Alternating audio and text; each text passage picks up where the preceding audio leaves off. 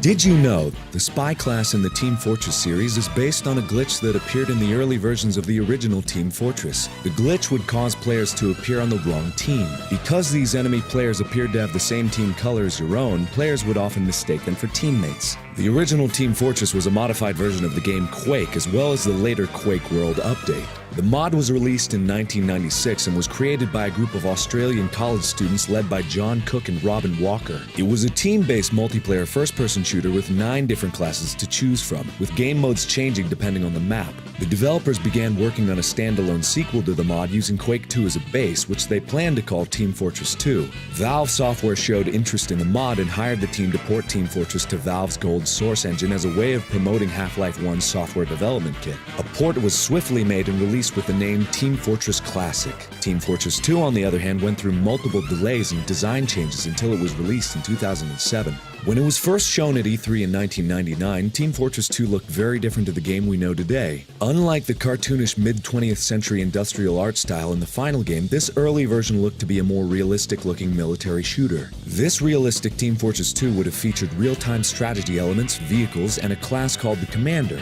The Commander would have a bird's-eye view of the entire battlefield, be able to look through engineer-built cameras, and see through the eyes of other players. They could provide strategic information for the team, coordinate attacks, alert the team to enemies, place structures, and call for parachute drops over enemy territories. The class was dropped, however, as the developers felt it wouldn't be fun for other players to be commanded what to do. Early versions of Team Fortress 2 also included an officer class that could affect the team's morale and lead a charge. The higher the player's morale, the faster and more accurate they became. However, if an officer died, the player's morale would reset. This morale system was implemented to encourage people to work together as a team. There was also an instructor class that would teach the players how to play the game. Team Fortress 2 was originally titled Valve's Team Fortress and later Team Fortress 2 Brotherhood of Arms. The Brotherhood of Arms subtitle was dropped, as was the realistic military theme. The realistic theme was dropped because it was hard to tell the individual classes apart. It was also difficult for players to distinguish character models from parts of the background. Another version of Team Fortress 2 was found to exist after the source tree for Half-Life 2 was leaked in late 2003. Some models were found in the code, a human commando and an alien soldier, as well as the game's title Invasion.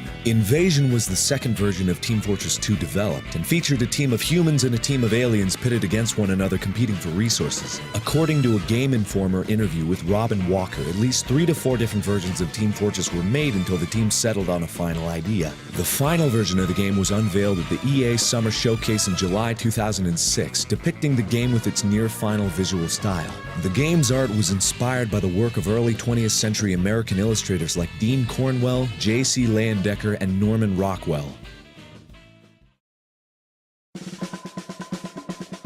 There's a large amount of content that wasn't included in the final release of Team Fortress 2. Grenades were originally going to appear as a primary and secondary weapon like in Team Fortress Classic, with each class having their own unique variant with different effects. They were removed because the developers feared players would become dependent on them and spam them. They also feared that players would find exploits using grenades. In addition to the engineer's teleporter, sentry, and dispenser constructions, there was also going to be a repair node building. The repair node could fix any surrounding buildings whilst the engineer was absent from the area, at the cost of taking the place of one of the existing buildings. It was cut, however, because it would tend to break the flow of gameplay. Not only did it make buildings harder to destroy, but it also disrupted the natural flow of the map by taking place of the teleporters or removing valuable dispenser support from a team. The Heavy's buffalo steak sandwich was originally going to be a peyote cactus, but it was changed at the last minute. This was because playtesters thought punching people in a psychoactive peyote-induced rage while wearing a Native American headdress would be considered racist. A non-playable class called the Civilian can be found in the game's files. Its model is the same as the Scouts, and its role would have likely been similar to the Civilian in Team Fortress Classic, a target or an escortee. There are a number of different death screams in the game's files that were to be used for the Civilian. These screams were originally also used for the other playable classes before they were given unique class-specific voices. 2 unused models of rideable carts can be found in the game's files that were intended for the payload mode. There are also 2 unused audio tracks tucked away in the game's files. The first was intended to be included with the Man vs. Machine update. The track is an elevator-style jingle which would have played as the player browses the upgrade station.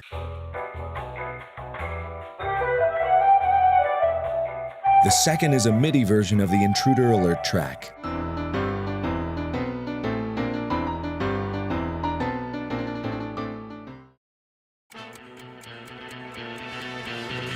There are tons of references, secrets, and Easter eggs found in the game which have been added with various updates. One of the Pyro's taunt kills is called the Hadouken and is named after the signature move used by Ryu in the Street Fighter series. The proof of purchase helmet given to players prior to the Uber update in 2011 was based on the helmet of the human commando from the previous Invasion incarnation of the game.